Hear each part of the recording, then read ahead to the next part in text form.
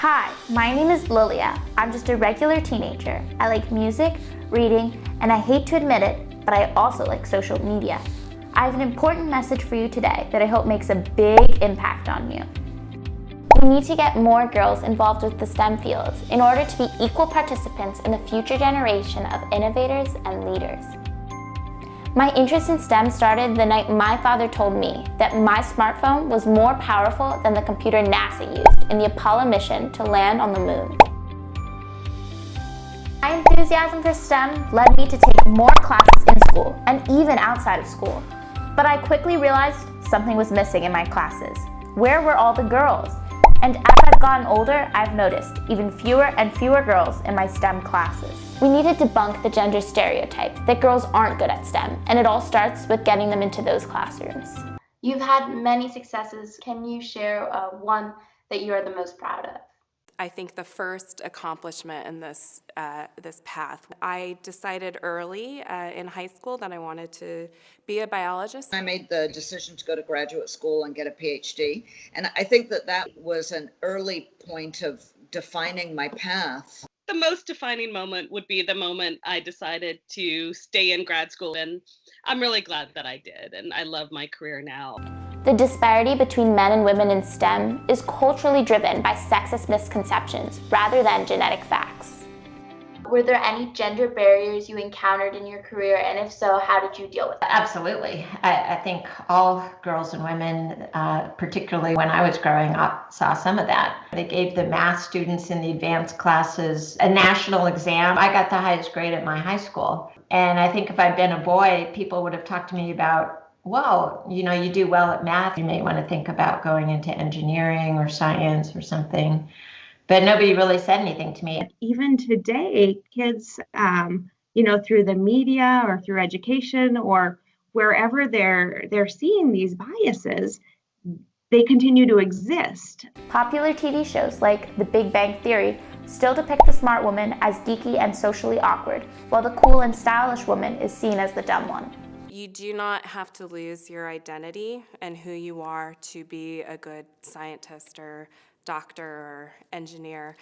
Hey, I love science, but I am also a woman, and I am a woman who does love makeup and fashion. We can close the gender gap through empowering girls with early exposure to STEM fields and positive reinforcement. When girls in middle school and high school are comfortable in STEM classes, they are more likely to take STEM classes in college.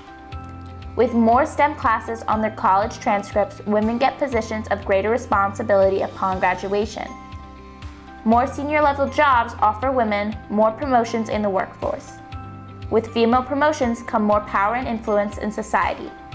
With females gaining power and influence, we close the gender gap. Girls, let's fill those classrooms, support each other, and connect with positive female role models. I reached out to inspiring role models who are paving the way for women around the world to hear about what they had to say on closing the gender gap. What barrier do you think is the most formidable for women in closing the gender gap, and how do you think we can overcome it? So the one thing that I think we can really work on is implicit bias and stereotyping of careers with kids at a really young age, to kind of let them know that, the world is their oyster, right? And anything is possible. What is your personal message to young women entering the STEM fields? I think the first thing I would say is we need you. It's about creativity. It's about being part of a team. It's about solving problems.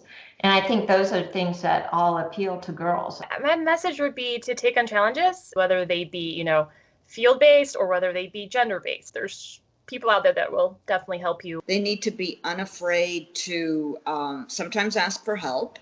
They need to be unafraid to ask for projects that matter, for opportunities that matter. Do you think women have a unique contribution to the STEM field? And if so, what is it? So absolutely, I do. First, though, I'd put on the list is their creativity. There's no question that women think differently than men. There's been plenty of scientific studies that definitely support that. They bring a lot of diverse thinking. They think about problems differently. Women have this ability to express emotion and be comfortable with others expressing emotion, which in a workplace, that can be a real talent. And I would say they are exceptional multitaskers. I just find it motivating that we're contributing to the economy and employing people. So that's exciting too. Can you say a few words on why young girls should go into science? It's like the universe whispers in your ear and tells you stuff that no one else knows. I mean, it's amazing. Best science in this world. You need to be producing it with a variety of minds, with a diversity of experiences in your team. And that diverse teams not only produce better science, but in business, they make more money. Diversity is essential for excellence, period. Is really what's going to speed us ahead as a world, as a civilization. That's when we're going to see true advancements.